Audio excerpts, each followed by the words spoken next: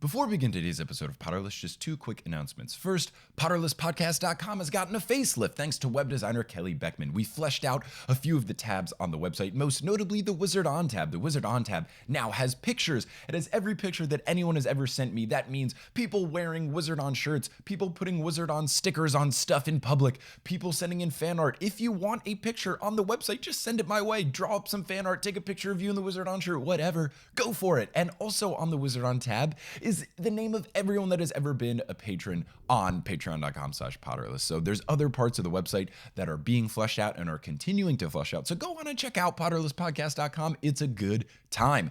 The second announcement, it is the beginning of the month, meaning that it is charity donation time, as we always do. We give $1 for every patron on patreon.com/Potterless. And at the beginning of January, we had 70 patrons, which is crazy. So we gave $70 to a charity, and the charity that I chose for this month was Lin-Manuel Miranda's toy drive through Toys R Us for Puerto Rico. I just thought it was a very good and timely charity, given that the holidays just passed, and Puerto Rico's still not doing so well. I know we've given to it for the past couple of charities, but I just think it's a really good cause to give to for the time being. So $70 went there, that's amazing. So yes, if you go to patreon.com/Potterless and you become a patron, not only are you getting bonus episodes or shirts or stickers or Twitter shoutouts or whatever, but you're also helping us donate to charity every single month. So you're helping yourself, you're helping the podcast, and you're helping the world. What's not to love? Speaking of Patreon, we have new patrons to welcome. So welcome to the team, Rory, Allison Ayres, Amanda Erder, and Jessica Scott. Thank you guys so much. And of course,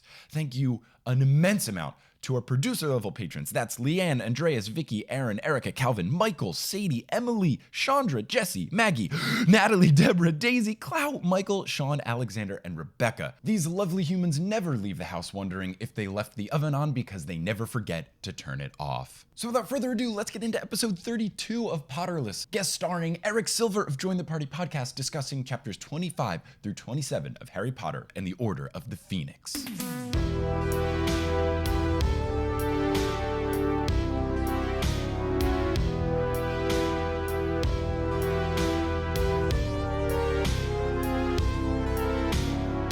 Hello, Internet! Welcome back to another episode of Potterless, the journey of a 25-year-old man reading the Harry Potter series for the first time. My name is Mike Schubert, and again, I am joined with what clearly has to be everyone's favorite and most humble guest, Eric Silver. Eric, how's it going? Well, with that amazing intro, I can't be going anywhere other than up because I'm the best. Yeah! Yeah, fresh off an episode that swept the nation, let's get back at it to talk chapters 25 through 27. I mean, I can go back and talk about Wizard Christmas a little more. Oh, God. Oh, yeah, that was great. 10 minutes about Wizard Christmas, 5 minutes about the Weird Sisters. Though, I did get a fun tidbit from Amanda. She said that in the movie, the guitarist of the Weird Sisters was the guy from Radiohead. So that's fun. That's pretty cool. That's definitely pretty cool. Fun little cameo. But that's for another place and time. Let's talk about chapters 25 through 27 of Harry Potter and the Order of the Phoenix, starting with 25, The Beetle at Bay. Hermione's Daily Prophet comes in, and the front page is a bombshell. It's got 9 wizards and 1 witch on it, all of which look menacingly happy. My initial guess, did people break out of Azkaban? Did the Dementors join Team Voldemort? 2 pages later, you find out what's going on. Each picture has a name and a crime under it of what put them into Azkaban. You've got things like Antonin Dolohov is the murderer of the Pruitts, Augustus Rockwood, he leaked ministry secrets to Voldemort, and then Harry notices a big old picture of Bellatrix. The Daily Prophet, to me, has always stood out as like the Drudge Report. Oh. It's like there's just like an alarm that comes on and everything's in all caps. But like, imagine that the Drudge Report was everywhere and not just on the Twitter trash fire that we have. Yep. It's just everywhere. You just see all caps. And it's also the only newspaper that exists. Yeah. The news of the Wizarding World is horrible because you basically have Fox News is the Daily Prophet, and then you've got National Enquirer is the Quibbler. Exactly. And then that's it. That's all they have. And it's then, like you get gossip magazines and very slanted political newspapers. And Sean Hannity is really, really into interviewing this one 13-year-old boy and getting exclusives with him. Sean Hannity needs to know. Okay. Now that we've lost any listeners that happen to like Trump, let's get... Oh, Let's continue. He's drawn to the picture of Bellatrix, and then the headline of this article is Mass Breakout from Azkaban. Ministry fears black is rallying point for old Death Eaters, which is a bunch of bullshit.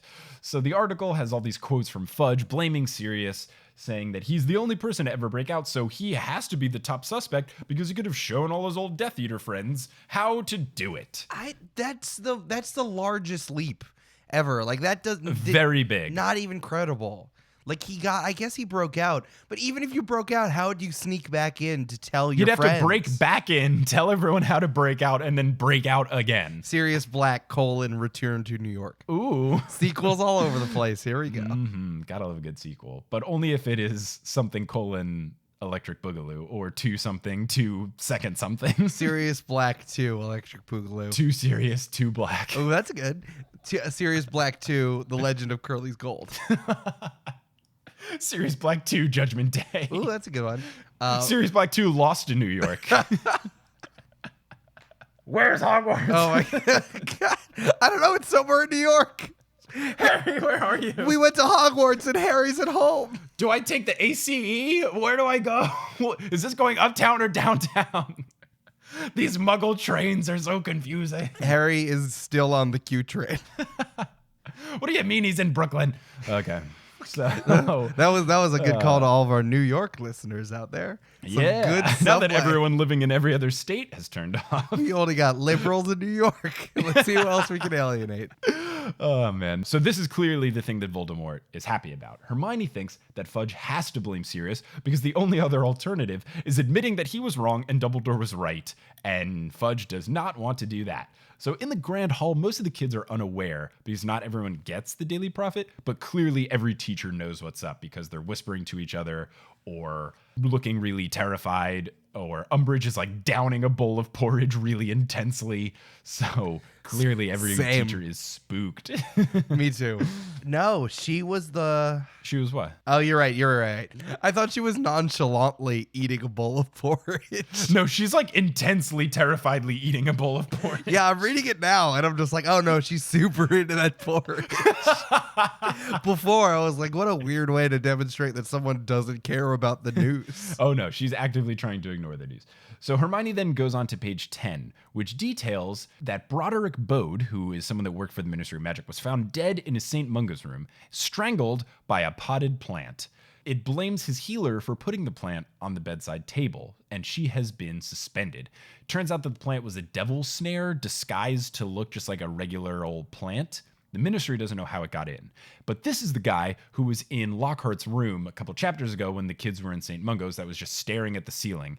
And in that scene, I didn't write it down in my notes because I didn't think it mattered, but now it does. There's a part where the nurse like gives him a plant and is like, here's a Christmas gift. I'm not supposed to give them to you, but what harm could a plant do? Oh yeah, it could murder you. When I was reading this about the Devil's Snare, this is something I absolutely do as a DM. Mm-hmm. I take one very deadly tidbit from like any of like the 5,000 Dungeons and Dragons books, and I put it in the campaign and see if anybody notices, and then I ruin their lives with it. Like five games later, I'm like, oh, remember that sack of beans you have in your backpack? Well, they were all monsters, and now you're dead. Ugh, heartbreaking. Why didn't you study your herbology better? Get on it. Hang out with Neville Longbottom more. You would have known. Yeah. This is also like J.K. Rowling is challenging you to remember shit from her old books. Yes. Like, remember how Devil's Snare was such a big deal in like book 2? Book 1. Oh, book 1. That's right. Book 1. Good callback. Good thing I remembered that. Sick callback, JK. 4 books later after trying to figure out. Well, the other thing is like, it's not even like there would be any way to guess this because it's just, you don't know, you don't really get a full vivid description of Devil's Snare. And a couple chapters ago, they just describe it as being a plant, and then 2 chapters later, they're like, just kidding, it was a murder plant. Ha ha ha ha. Didn't see that one coming. But now that they're talking about it, all 3 of these children that start to blame themselves. Yeah. Just like me, a child reading this book. Why didn't I figure it out? I would have been able to tell the Ministry of Magic, and this man wouldn't have died. That's me as a teen. Yeah, okay, yeah, it sounds like you as a teen. I'm going to be on Broadway. Who am I going to ask to prom? Why do I have so much homework? What's happening to my body? Why won't everyone get... I Why is everyone at the party without me? I have a rehearsal on Saturday, but my dad won't let me use the car. My senior quote has to be interesting, but it can also be a little bit funny. I don't know what to do, and I only have 300 characters. It's for the best that my high school did not ask for a senior quote, because I would have put some dumb crap in there. Oh my God. My senior quote was something that I wrote, actually, and it was a stanza in iambic pentameter with ABAB rhyme scheme. Wow, I'm really glad I didn't know you in high school, because I would have fucking hated you. If by hated you mean been best friends and shot hoops outside the school, then yes. Probably. God, we would have been the worst. It's Erickson Shoobs coming at you. Eric and Shoobs at it again. We're recording dumb YouTube videos together. Of just those, Oh, that would have happened. we would have made for it. sure. We would have made N1 mixtapes and tried to submit it to N1. I did those. I practiced those moves all the time in my driveway. Again, we're back to sports. The tenant of Potterless. Good sports. Good sports. So Harry says he met Bode when he was at the ministry with Mr. Weasley. Ron recalls his dad mentioning that Bode was an unspeakable, which, oh baby.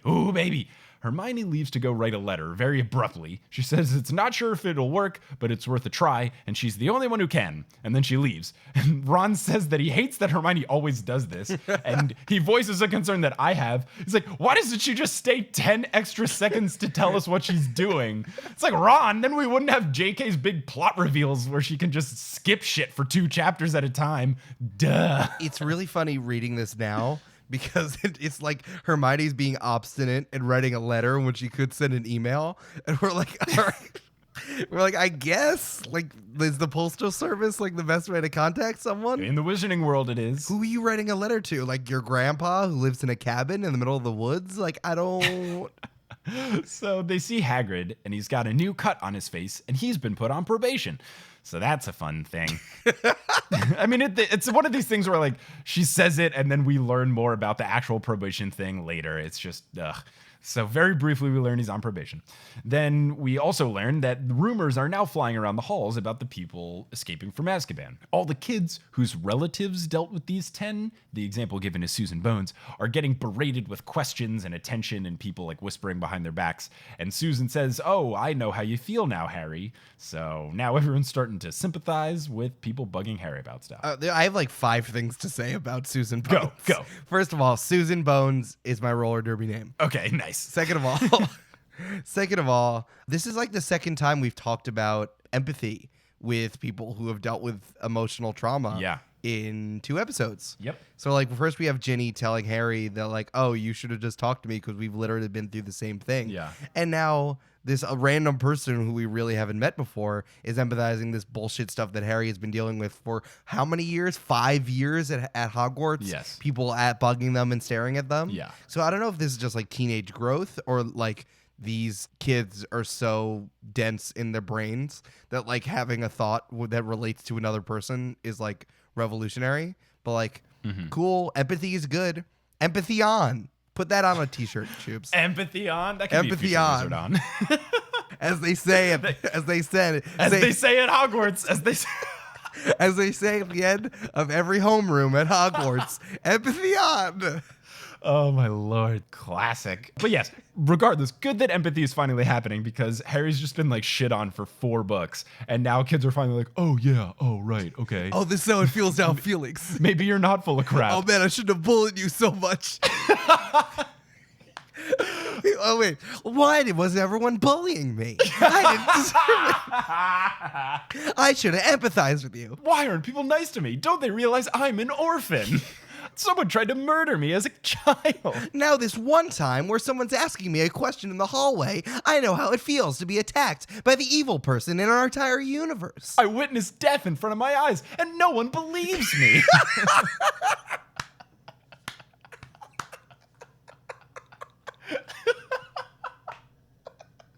What am I going to make as my senior quote? When am I ever going to get to play Quidditch again? Why won't anyone sign my yearbook? Why doesn't Cho Chang like me? Oh my god.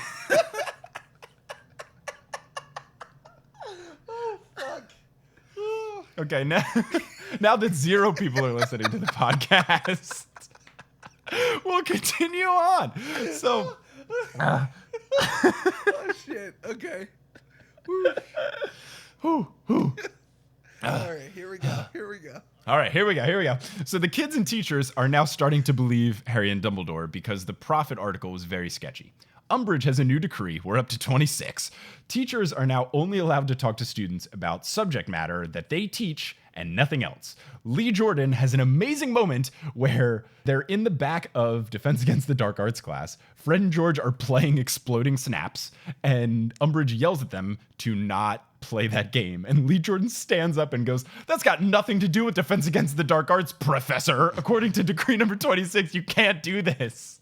And then the narrator has a great bit where it's like, next time Harry saw Lee Jordan, the back of his hand was bleeding badly. Harry recommended Essence of Murtlap to him. God. Oh, and that comes up later, which I love. Essence of Murtlap? Yeah. Yeah, because Lee Jordan recommends it to Fred and George for the warts. Yes. Which I loved. I thought that was great. When I initially wrote Essence of Murtlap in my notes, I put, I'm literally only writing this because I think it may come up later in an intense Harry Potter trivia session one day. There you go. But it comes up later in this book. Yeah. Yeah, I also don't like, and I totally forgot about this because it's been so long since I've read this book, just like the amount of corporal punishment that happens because of Umbridge. Yes. Harry's like, oh man, you got cut on the back of your, you know how in school when you bleed, here's the way to fix that. You get permanently scarred. Man, I forgot how fucked up that was. Yeah, pretty terrible. Jesus. Even in the movie, it's just as excruciating. So the 5th movie is the first of the movies that I haven't really seen. I like half saw the 5th movie because I fell asleep during it. So nice. I'm excited to finally see movies that I haven't like seen before. That being said, I recently rewatched the 4th one after having read the 4th book. The 4th movie is a giant pile of garbage sauce. It's horrible. It's so bad. Here's the secret, though. All of the movies are bad. Yeah, I was going to say, I don't know if I just missed the boat, but did everybody hate the movies? Because I don't understand how anyone liked them. I'm so frustrated every time I watch them because it's kind of like they sat in a meeting and they were like, okay, what's the good parts of this book? And they put them in one column. And they're like, what are the bad parts? Put them in the other column. Let's make sure all of these parts are in the movie. Yeah, I don't know. The movies were just like, it was an extension of the first time, I guess, in our, that millennial timeline when it was like a book to movie extension. Yeah. It was like, oh, this thing I've already experienced with, I want to see it in a different medium. And especially because the first movies, they came out before the series was over. They did. So there was like a lot of overlap and the momentum kept going. So it was like, no, all those movies are trash and those 12-year-olds did not know how to act at all. But here we are, I guess. But even then, by the end, Rupert Grint just looks like a wet possum in all time. The one thing I will give to the movies, especially the 4th, the casting of the adults is amazing. Oh, yeah. Like David Tennant is freaking Barty Crouch Jr. They're getting high names for very minimal roles. And the guy who plays Moody kills it. He kills. Oh, yeah. Really great performance. Obviously, Maggie Smith murders it as McGonagall. New Dumbledore blows. New Dumbledore is so bad. New Dumbledore just got mad at everything. It's kind of like someone like grabbed the Dumbledore remote and then accidentally turned the volume knob up to 1,000 because he just yells every line. Pinnacled with the, "Did you put your name in the goblet?" He whispered. Like, it's really bad. This further confirms that there's only like 20 actors in all of the UK. Yeah, they're just in everything. You just get David Tennant in there. This is also the same thing with Radiohead, like we were saying before, right in the beginning. Only a couple bands. It's like only a few bands too. Just get Tom York in there, I guess.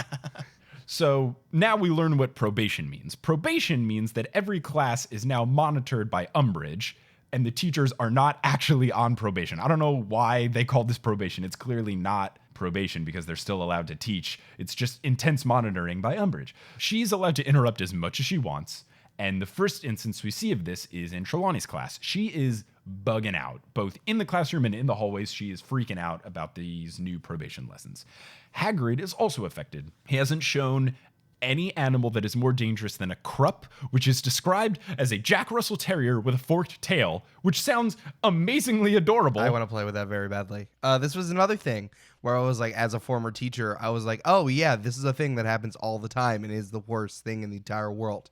If any of you have teacher friends out there, ask them what an observation is like. And, and just horrible. point to this and then be like, oh, it is pretty much just this with less blood and evil murder. Just a little bit less, though. Just a little bit. A little bit less.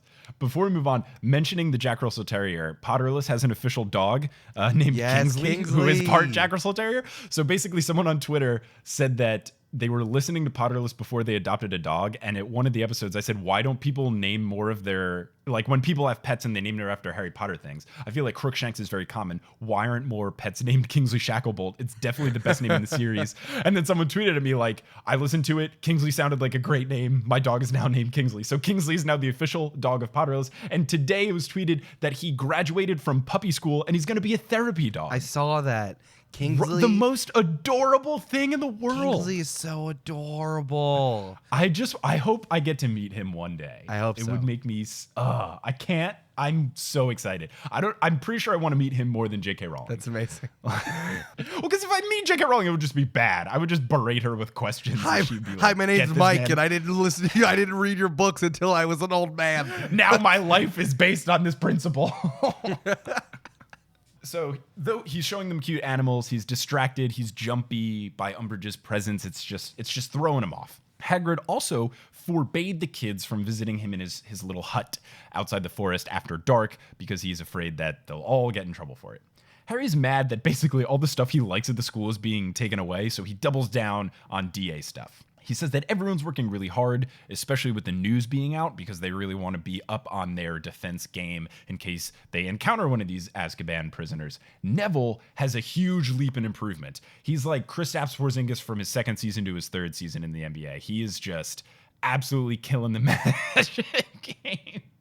You're silently shaking your head. Yep, good reference. I appreciate that reference. And again, love all of the sports people out there. I love. Well, we were limited to New York liberals, so I had to throw in. That's true. New York liberal sports. The New York basketball player. Perfect. So basically, Neville's taken a huge leap in improvement, which makes me really happy because Neville has been shit on for 4 consecutive books. Now he's finally becoming awesome, and I'm really excited to get to the theory, the Neville's the chosen one theory. I want to figure this one out so much, and I just have not gotten there yet. So Neville doesn't speak that much in these lessons, but he's concentrating really hard and very intently on the spells. So that's good, but you know what's not good? Harry's occlumency lessons. Yep. He's terrible at it. His scar hurts all the time. He feels Voldemort's emotions more strongly and more often. He has the corridor dream every night. So not going well. Just like physics. At all. Just like when I took AP Physics B.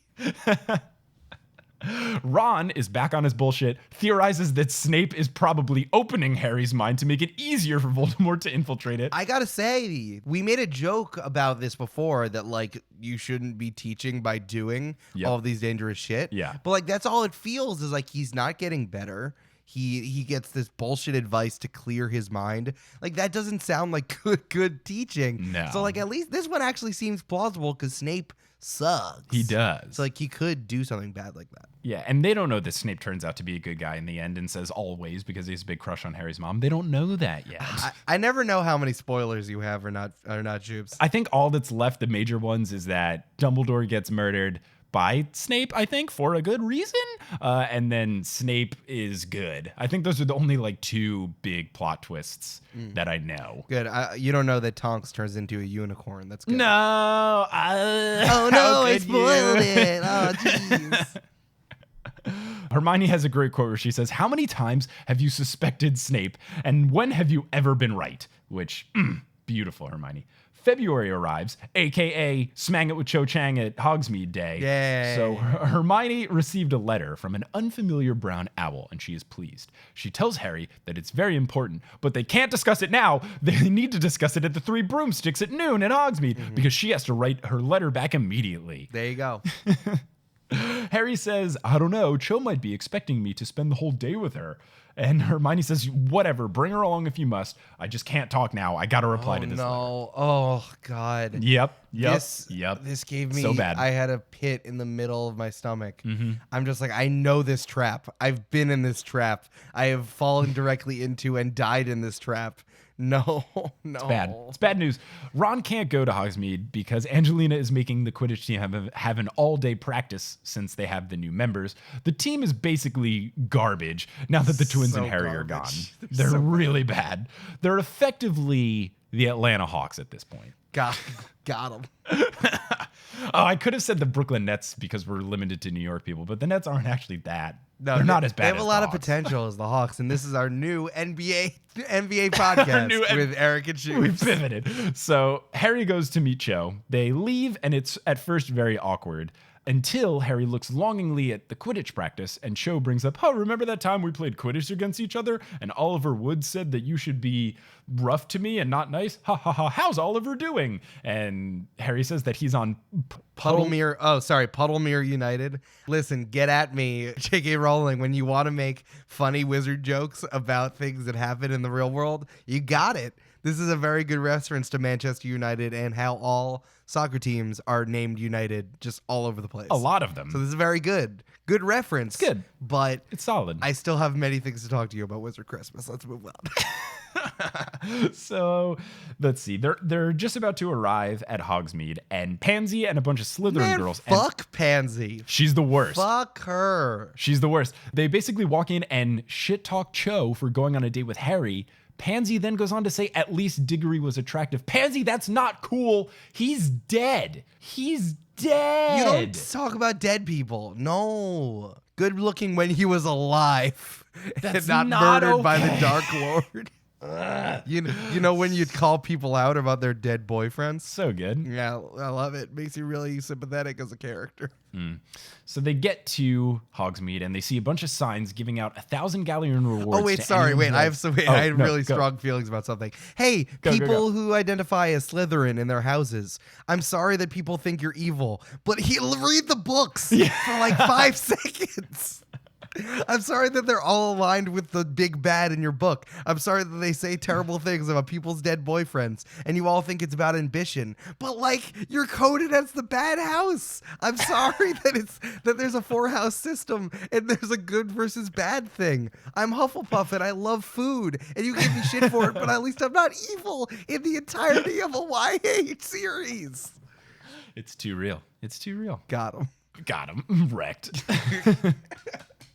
It's funny because like people will, I think similarly where people try to paint Slytherin as like, oh, they're just cunning and ambitious. People kind of do the same with Hufflepuff because at least for 5 books, we know nothing about Hufflepuff except that they're near the kitchen and Zachariah Smith sucks. That's all we know about Hufflepuff.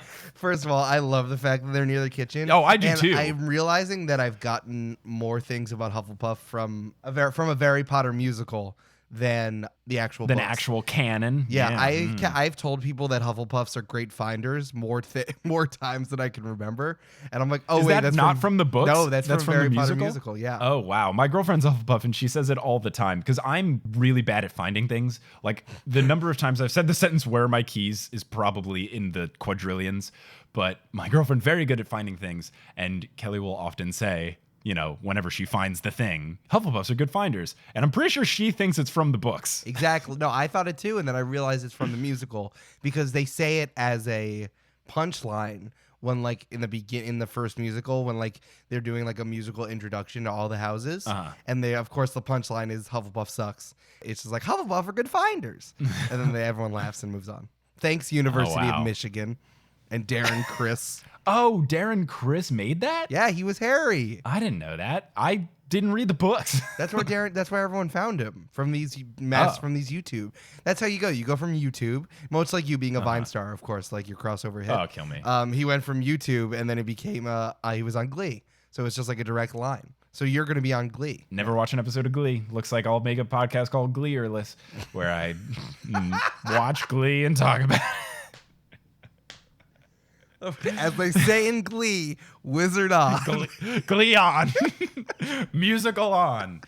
So Oh shit. they arrive at Hogsmeade and they see a bunch of signs giving out 1,000 galleon rewards to anyone who has information on the people who escaped. Cho brings up my literal exact prediction, citing that it's weird that when Sirius escaped, Dementors are everywhere, but now 10 people break out and there's no Dementors anywhere. So this is clearly what Voldemort's happy about, is that Dementors have joined Team Voldemort, just like Dumbledore warned was going to happen. Right. And thus no one is watching over Azkaban, thus 10 people can escape. So this makes me really happy because I'm doing really good at predicting things in book 5, not so good in books 1 through 4. It's probably because everything in book 5 is a procedurally created political drama that you're grafting onto your magical fantasy young adult series. Really glad that I brought you on for this book that you clearly love. Cho Chang asks Harry if they want to get coffee, which I think is the first time that coffee has been mentioned to exist in the Wizarding world. Probably. Cho says that they should go to Madame Puttyfoot's, which not a name. No one is named Puttyfoot. Yeah, they have one in they have one in Hogsmeade and they have one in Williamsburg. It's described as, quote, a small tea shop that Harry never noticed before. Yeah, because J.K. Rowling just thought about it for this book. So we get the return of Roger Davies, which is tight. He's there holding hands with, quote, a pretty blonde girl. So he has a type because Fleur was also a pretty blonde girl. Got 'em. And clearly Roger Davies has just got some mad game. So basically the entire tea room is filled with couples all holding hands with these little cherubs that float above the table and spray out pink confetti. No different than any other Valentine's Day decorations in like a real shop. Like totally like in your face. And everyone has been on that date when you're like, you're not making out with your person, but like everyone else is making out with their person around you. And you're like, should we be making, should we be also doing this? how do I put my face on? Oh no. On your face. Yeah. Harry notices that everyone is coupley and holding hands, and he's nervous that Cho will expect the same, and I can relate so much. Yep. And then Roger Davies starts kissing his girlfriend, and Harry's like, oh no, wait, am I gonna have to do this too? Which I think is weird because he's already kissed Cho Chang, so I don't know why he's so nervous about it if they've already had their first kiss. Yeah. But he's freaking out, which I can still relate to. Oh man, this quote. Amazing how much more difficult it was to extend his arm 12 inches and touch her hair than to snatch a speeding snitch from midair. Yep. We're in a wizarding YA novel. So Harry, with no tact at all, brings up meeting Hermione at noon without any context. No, he's the just trap, straight up like, no. he's like, oh yeah, by the way, do you want to come with me to hang out with Hermione at noon? And Cho's like, what? He's like, oh yeah, Hermione asked me to go meet her at noon. I was going to do it. She said you could come along. It's no big deal. It's like, Harry, you've got to frame this better. You can't just spring this on her when everyone thinks you have a crush on Hermione because you always hang out with her all the time. No. Not a good move. No. So Cho does not take this very well. And she has her hand on top of the table, just waiting for Harry to grab it. And this is when Harry has the just do it, just reach out and grab it thing where, as you said with the, you know, that was a great quote. How easy it is to grab a snitch, but not to grab her hand. And I can totally relate. I've been on like 7th grade, go to the movies with your girlfriend and you're just sitting there like with both of your arms on the armrest and you totally should. But for 30 minutes, I'm just like, oh my God, what if she hates me? I've been there, man. Oh yeah. I've totally been there. Just as Harry goes to grab her hand, she kind of puts it away, looks at Roger Davies, and then out of nowhere, oh yeah, he asked me out a couple weeks ago, but I turned him down. Super awkward move, Cho Chang. Then she goes on, she's like, oh, by the way, I came here last year with Cedric. Cho, baby, what is you doing? Oh, happy Valentine's Day. I got you a present. It's emotional trauma. She then asks Harry if Cedric ever talked about her, and which is just, and Harry's like, well, he didn't really have time to. We were kind of in the maze. Oh, good. Wait, when I thought he said that, I'm like, he didn't really have time. He was too busy dying. Oh, good. Yours is much better than that.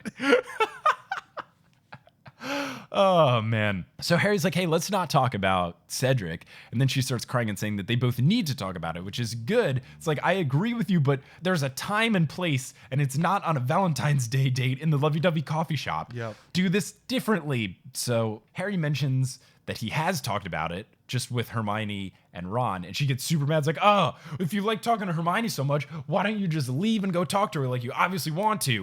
And it's like, girl, they're friends. Like, you didn't even exist until the end of the third book. Like, he's best friends with her.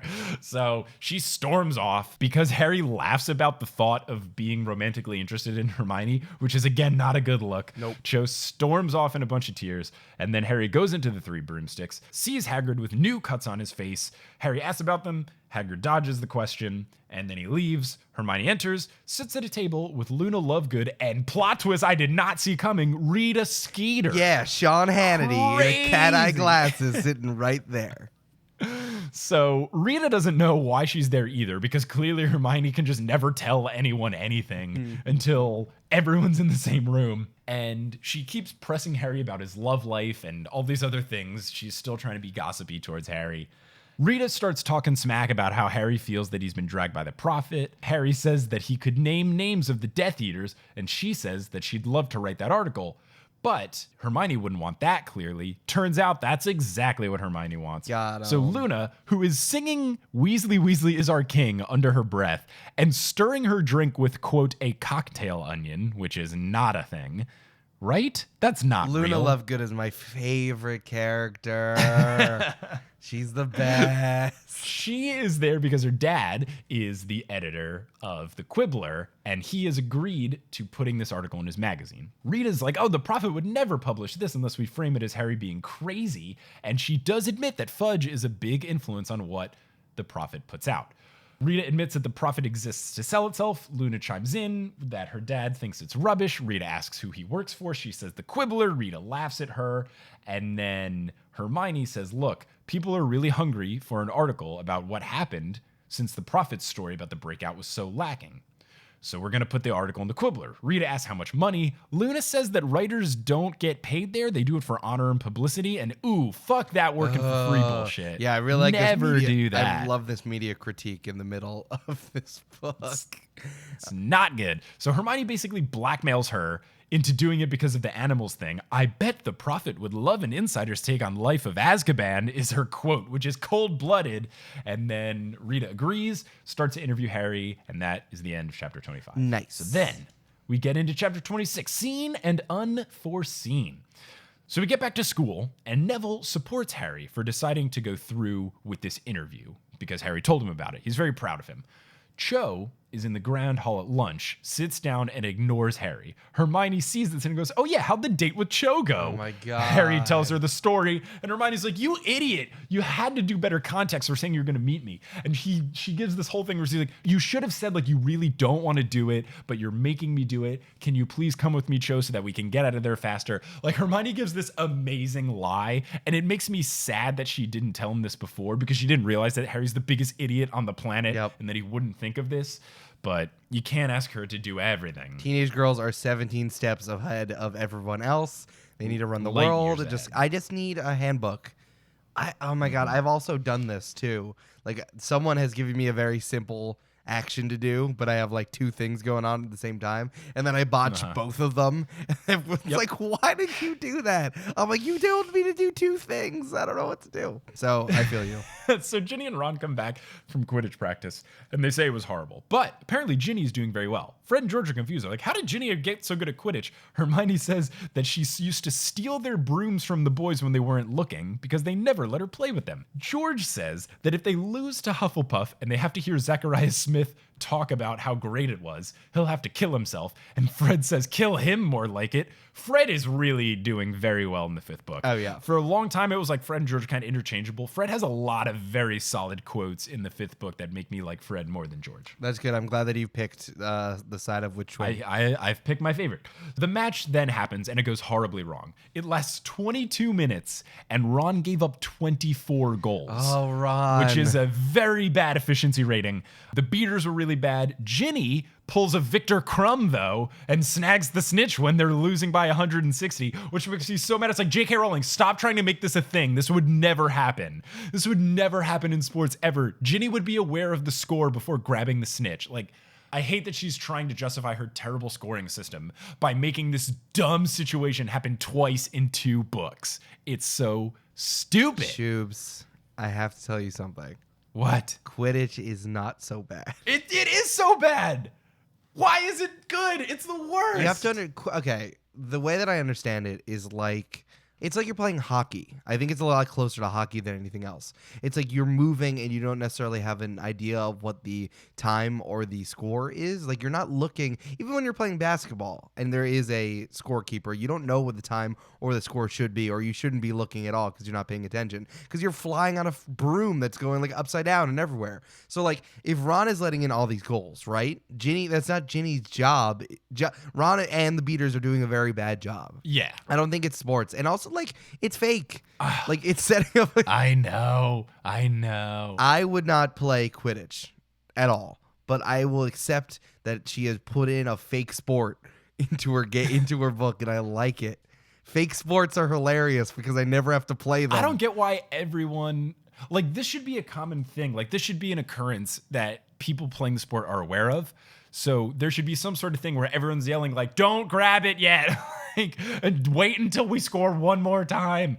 I don't know. I feel like if you know that it's going to end the game, like, you should be aware of the score. Or you should be flying and asking people, like, what's the score?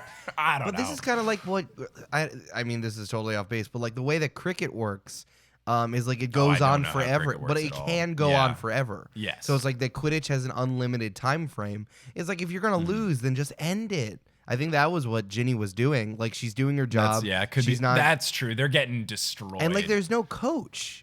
Really. Yeah. There's no coach in Quidditch, and they coach. can't really be unless you have like the coach quarterback stuff in football, which wouldn't make any sense because it's not like one person is directing. It's frenetic. Yeah. And everyone else sucks on this team. Let's just say that. Yeah. Ginny's the only good. Ginny and Angelina and Alicia are holding it down. That's about it. Exactly. And Ginny doesn't even want to be a seeker. No, she doesn't. She's very talented, but doesn't want to be the position. She's playing out of position. Exactly. She's not a stretch four. Oh, man. That was a joke only for Shoops. Harry congratulates her on the catch. She then goes on to mention that she would rather be a chaser. She wants to do that next year since Angelina and Alicia are both graduating. And then Harry does this thing where he's like, if she would have grabbed it at this one point when they were only down by 150, she could have made, like, he's correct. He's Monday morning quarterbacking her play. It's like, get over yourself, Harry. Sorry, you got banned. This is her first game ever. Yeah, maybe don't punch Malfoy if you want to keep playing Quidditch. So Ron is really sad because he did not play well at all. And Fred says, quote, I don't even have it in me to take the mickey out of him. Just killing it. Got him. Absolutely killing it.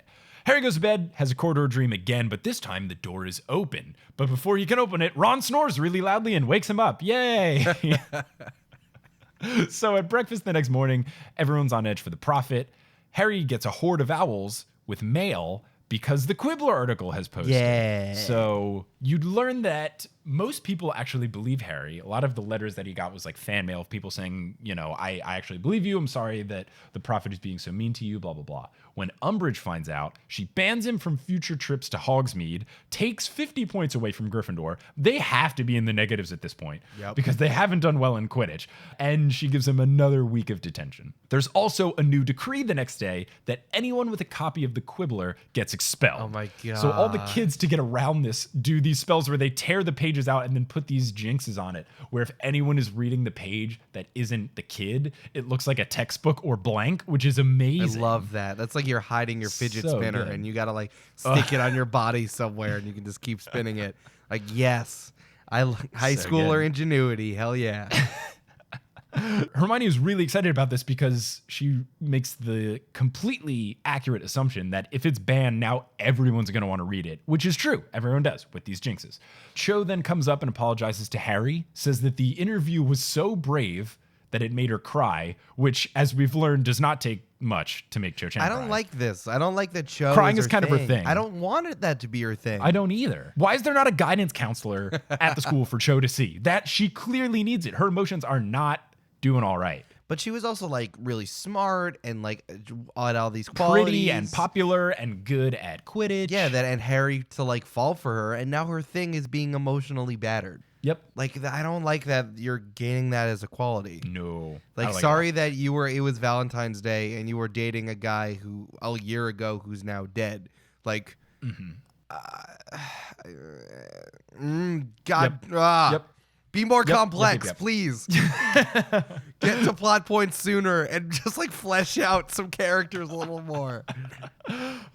So Seamus says he believes him, which makes Harry really happy because Seamus was being anti-believing Harry. And Malfoy, Crabbe, and Goyle are super pissed. And those are the two things that Harry said make him feel the best about the interview. Nice. So that's good. Fred and George have put a charm on the Quibbler cover in the common room that makes it enormous and makes Harry's head occasionally say things like, the Ministry are morons, and eat dung, Umbridge. And I know it's not going to be in the movie, but I want it to be so badly because that sounds hilarious. Harry goes to bed, has the dream, but this dream that he has is finally not the corridor dream. It's where he sees this Voldemort interaction, where Voldemort is talking to Rockwood, who is talking about the weapon. Voldemort says that Avery told him Bode could get to it. Rockwood said, no, there's no way he would know, which is why he stood up so much to Malfoy's Imperious Curse. Rockwood leaves, and then Dream Harry walks over to a mirror and sees Voldemort's face in the reflection, and Harry screams, nah! And then Ron goes to save him. I always wanted Harry to do that and just be like, look at my forked tongue, blah, blah, blah, blah, blah. It's basically Face Off when John Travolta realizes he's stuck with Nicolas Cage's face in the prison and Nicolas Cage has John Travolta's face. Good reference. It's a great one. It's so accurate. Ron and Harry go to talk about it, and Harry feels the anger of Voldemort, aka probably Voldemort murdering Avery. The next day, Ron and Harry tell Hermione. So Hermione's theory is that the weapon is so strong that when Bode touched it, he got hurt, and the Imperious Curse that was under him was lifted, and he was in the hospital. And the Death Eaters knew that if they let him heal, he would have squealed, so then they would have had to deal with him via murder. So they had to kill him. Good murder, everybody. Good job murdering. Good, yay, murder. So Harry remembers Malfoy being in the Ministry the day of his trial, and him and Hermione realize that this wasn't him snooping on Harry's trial, but instead links back to the Sturgis Podmore thing. Because that day, that morning, Sturgis was arrested for trying to go through a forbidden door, which is this Ministry of Mysteries. And they don't know exactly what it was, but their theories are that either they had him under an Imperious Curse too, or he was there with the invisibility cloak, and it was like a wrong place, wrong time thing where when Lucius or someone else tried to open it, he happened to be there too. So they don't know exactly how it's tied together, but they do connect the two dots that Sturgis and Lucius and Bode are all intertwined in this opening of the door to the weapon. It's these really great plot points that make me love the Order of the Phoenix. Just plot points scattered across the book. It's like, hey, there's a basilisk. How do I kill it? All right, yeah, there you go. Well, then we gotta. All right, let's move on. Let's move on. So we move on to more occlumency. So Snape asks about the memory because he does the thing and he sees this dream thing. And Harry says that it's a dream. Snape scolds him for making no progress in 2 months. Snape says it's not Harry's job to find out what Voldemort is saying to the Death Eaters. And Harry quips back with, that's your job, isn't it? And Snape agrees, which is interesting. So we got to learn somehow how Snape is hearing in on the conversations. I don't know if it's like the Dark Mark also works like the scar where Snape can sometimes feel what the Death Eaters feel, but I'm thinking that maybe has something to do. It's the only guess I have. Yeah, you've thought about it. There you go. So they do another round of occlumency stuff. Harry starts fighting it, uses Protego, which is the shield charm, and then he starts seeing Snape's memories. Oh God, this was the worst. It was bad because you get like Snape crying with his parents arguing and Snape like being alone in his room as a wizard. So it's all unpleasant Snape family situation memories, which is really sad. Then they do round 3 and you get the corridor dream again, but Harry finally goes through the door. And when he goes through the door, it's a room with black floors and black walls, and it's a circular room with a bunch of doors. And then Snape yells at him for not fighting back. Yeah. While Snape is yelling at him, Harry interrupts, saying, why do you always call Voldemort the Dark Lord? Only Death Eaters do that. And before Snape can say anything else, they hear a scream coming from outside the room. So it seems like someone's in danger, but it's just Trelawney getting fired. Oh my God. This which is part a very sad scene. is so sad. It's like, hey, let's get all the students to watch you be a terrible person. Yep. So basically, this is happening in the main hallway of the entrance to the school. She's crying her eyes out. Her bags and luggage have been thrown down the stairwell at her, and Umbridge is basically telling her she's been fired and she needs to leave. Trelawney is distraught. She says she's been teaching there for 16 years. McGonagall comes up, consoles her, and says, look, you're not actually going to have to leave. And Umbridge says, what authority do you have to make that statement? And Dumbledore does the classic movie trope where he opens the doors and then delivers the line, that would be mine. Like he's sitting behind the door, just waiting for this question to be asked, and then kicks it open and is like, dramatic entrance, I'm Dumbledore. That fits with the Dumbledore, like from Potter Puppet Pals. Yes. And from a Harry Potter musical. Just like his flair for the dramatic is bananas. He's like, hey, I'm going to have a pet that explodes for fun. That's the kind of guy I am. That's me. I'm Albus Dumbledore. I tweet in all caps, Albus Dumbledore. So he notes that though the Inquisitor can sack teachers, only the headmaster can send people out of the castle. So she's going to still have room and board, just not teach. Umbridge asks, well, what are you going to do when I assign a new teacher and it needs her lodgings? And Dumbledore says, I already have a replacement lined up, and he prefers the ground floor. And she says, what? Oh, wait, and he, can I do some Foley while you walk through this? yeah, sure. Clip clop. Clip clop. Clip clop. Clip clop. Clip clop. Clip clop. So it comes and it says that under Decree 22, Umbridge can't hire a new teacher if Dumbledore already has a replacement. And you learn that the replacement, he makes this dramatic entrance in the front door. It's Clip clop. Firenze the Minotaur. Very serviceable choices. Yeah, that guy from four books ago. Was he in the second book was him? Or was the No, it was third the first book. It was the Was it- first no, it was the book. first one because they were going through the forest. Yeah, with they're the going through the spiders. forest. Yeah, And they're right. like, nah. Sorry about the spiders. Yep. So then we get into chapter 27, the Centaur and the Sneak. And this is something where like the first half, like basically nothing happens. And then the second half, everything happens. It's true. The first half is just like a bunch of teenage It's girls so being like, blah. look, he's just like a European exchange teacher. But he's a half horse. Hermione first predicts that Umbridge will want revenge on Dumbledore for doing this. And she has to be right. Like there's no way that she won't seek out revenge.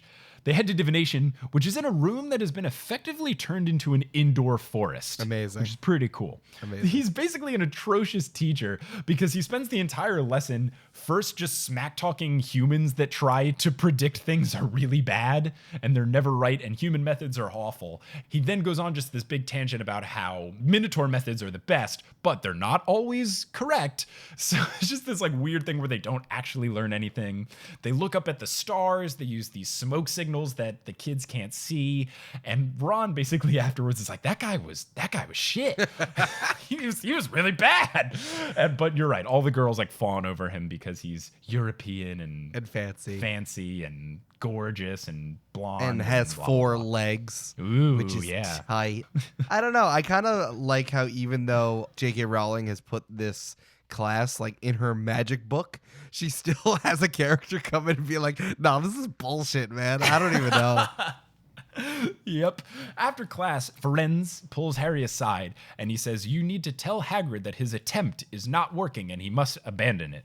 So this makes me think that all the scars are Hagrid like trying to have some awesome monster to use for a Charamagical Creatures class, and it's not going to work to avoid him getting sacked. Please don't do it. So Don't. Harry tries to go on to relay this message to Hagrid, but Hagrid ignores it. So, womp womp. The DA then meets again, and they start working on Patronuses, which is cool. All the kids are really excited to do it. Girls like Lavender are excited about how pretty they are. Harry's like, they're not supposed to be pretty. They're supposed to protect you. Hey, we talked about empathy, Shoobs. Please be empathetic to the child who almost died. Again, please. True. Hermione's basically the only one that can actually get a Patronus. Her Patronus is an otter. Some people are showing like little spurts and stuff like that. Neville's trying so hard that his face is beet red and he's sweating. He's trying super intensely. Can we be nice to Neville? Book. I want to. Please? They started to be nice to him and then they were right back to being mean. I want them to be nice to him again. But anyway, they're halfway through this lesson and Dobby enters the room and he's freaking out. Harry has to like do all these things to get Dobby to stop like banging his head against the wall or like hitting his head into Harry's knees and like hitting himself with his hand. And finally he gets the message out from Dobby that Umbridge is on her way to shut down the meeting. The kids are all scared and Harry does this thing where he screams, he's like, whoa, what are you waiting for? Leave! And then everyone runs out in different directions. Everyone scatter. Yeah, it's basically scatter from the John Mulaney stand-up bit. Scatter! So they're all running away and stuff, and everyone is getting away, and Harry's about to get away. He's about to get into the boys' bathroom and pretend that he was just taking a dump the whole time. But he trips from Malfoy's tripping charm, which makes him fall and slide 6 feet on the ground. And then Umbridge takes him into Dumbledore's office, which is filled with a whole cohort of people. We've got Cornelius Fudge, Umbridge, some guy who is unnamed, this gray-haired person that's guarding the door, along with Kingsley Shacklebolt, and then McGonagall. And I don't know if I already said Dumbledore, but he's there too. Oh, I'm sorry. You missed your favorite person in the entire Harry Potter series. I said Kingsley Shacklebolt. Percy Weasley. Oh, no. I forgot Percy was there. I blocked it in my brain that Percy was there. I gotta say, you have all of these Percy apologists out there who listen to Potterless. There's like a couple This is people. some shit. This is some deep shit. This is like, there's no bending out of it. Like, oh, this is like his job or something. He was just following orders. Like, come on, dog. No. He is in Hogwarts just to bust Harry Potter. Here's the thing about this scene is bananas. This is like fucking SVU type shit. Dun, dun. It's like, it's all about trying to get a confession. Yeah. And like being slippery with your language. Yes. And like you have like 7 cops in a room with 1 teenage witness. Mm-hmm. Like, this whole thing gave me kind of the creeps. It's like, I know that they're trying to pin it on Harry, and it's like all about pinning it on Dumbledore, which has much larger government repercussions. But you're still like, you're 7 grown government officials in a school right now trying to shake down a teenager. Yeah. Ugh. This whole not thing super good. was weird. So yeah, you're right. Basically, they sit Harry down and Fudge tries to get him to confess to what he's been doing.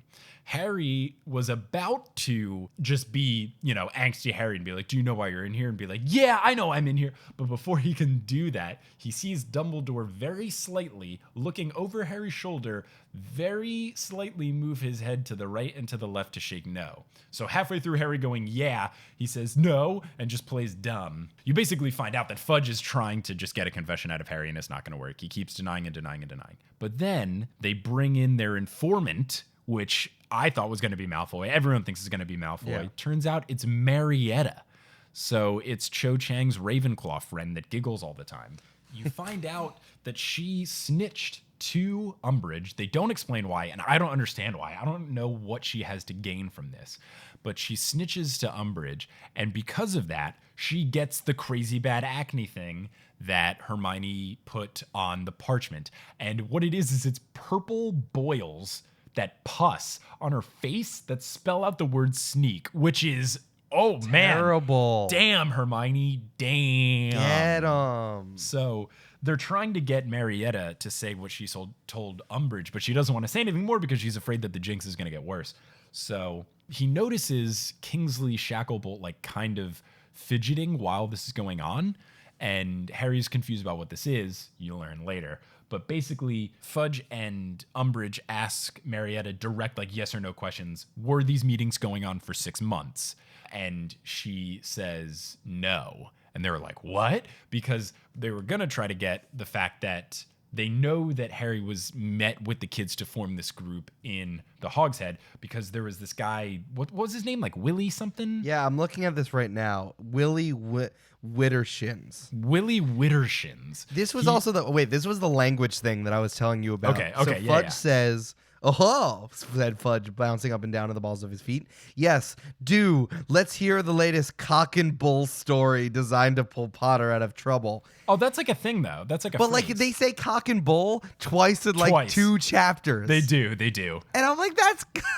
Come on. Who says cock and bull in the middle of British your people. YA novel? British people. I guess, but it stood out to me. I wrote it down. I'm like, cock and bull? Question mark. Twice in 2 chapters. I looked it up. I didn't know what it was. Yeah, it's like a phrase. I assumed it was bullshit, but at the same time, it was like, There's definitely less suggestive ways to phrase. There's lots of synonyms out there that J.K. Rowling could have rolled. yeah, thanks Cornelius Fudge, Minister of Magic. Who says cock and bull in its school. Minister of Magic does sound like the lamest title ever. Like, it's the worst version of president or prime minister. Minister of Magic? Ugh, kill me. Sounds so lame. Especially when Fudge has to meet with the prime minister. And so I can only imagine there was like a photo taken for like the Daily Prophet, and it's like prime minister and minister and magic together meeting to talk about the Azkaban breakout. And I'm like, lol. Yeah.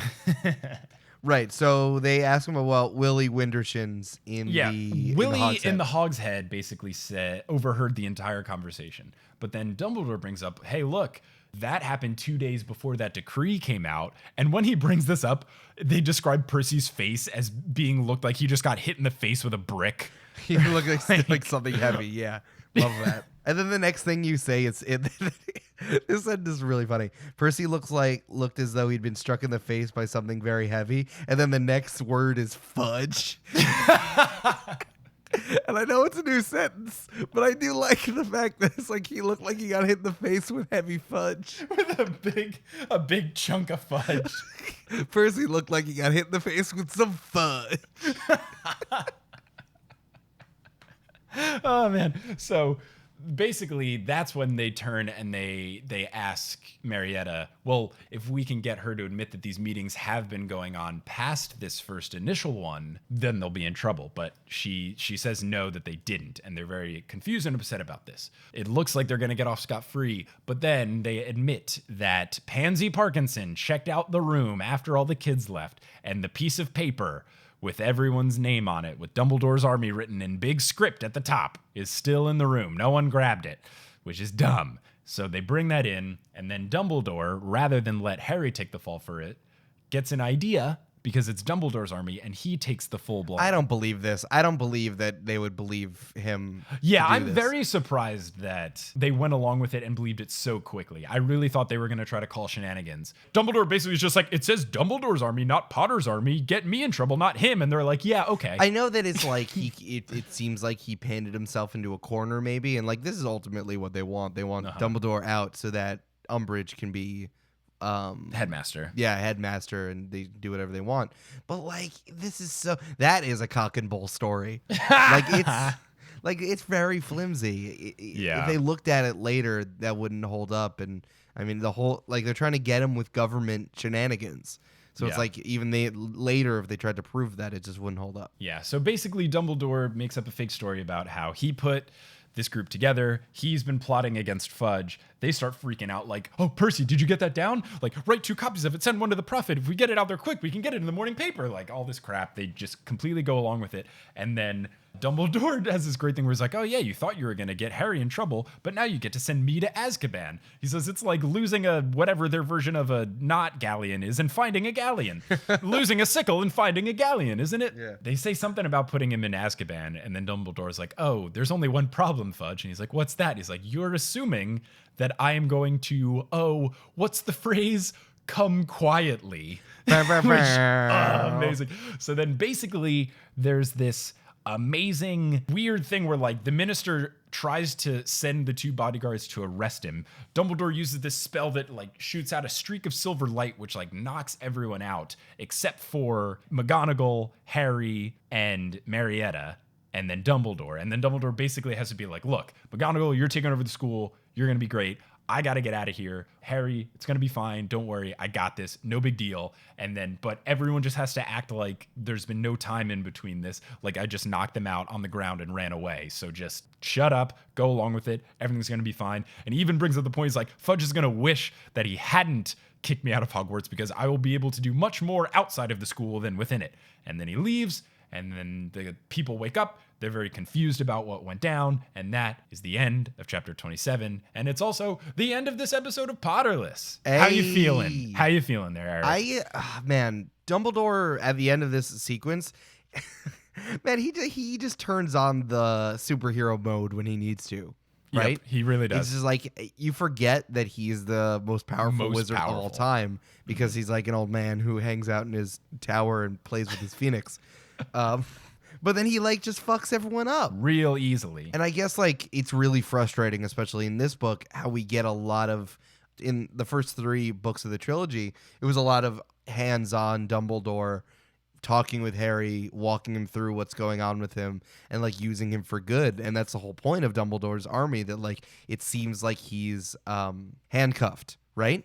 Yes. But now, like, Dumbledore is finally acting on this fact. It's like, there is a reason why I'm only talking to you in codes, because like I have to do some cool government shit and be a spy and like also be a fucking Tom Cruise badass type of guy. Yeah, he's super badass, and even like smack talks the other dude. He's like, look, I'm sure you're a great Auror, but I'm motherfucking Dumbledore. Sorry, if you forgot, I'm Dumbledore. Yeah, good stuff. Glad we're getting badass Dumbledore. I am stoked to see the kind of shenanigans he pulls outside the walls of Hogwarts. But Eric, thank you so much for joining along. Shubes. I love being a part of this. I'm glad. I'm glad we laughed for 12 minutes consecutively. Oh my God, that was so good. Super good times. But yeah, listeners, thank you so much for listening. If you want to find more Eric, check out Join the Party.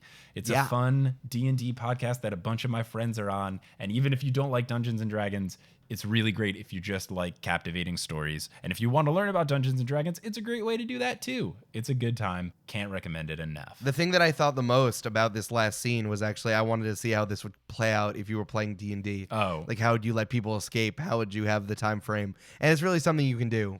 We're just trying to tell stories, and we use a game mechanic and rolling some dice just to do it. Yeah. We got a robot, we got an evangelist, and we got a cool skater team. What's not to love? And there's me. Yeah, what's not to love? Blah, blah, blah. So you can check that out on all your favorite podcasting apps. Join the party. But until next time, listeners, thank you for listening. Eric, thank you for joining. No problem. And as they say in Hogwarts, after they give empathy to everyone, on. after they say Empathy on. empathy on, they say wizard on. Oh, God.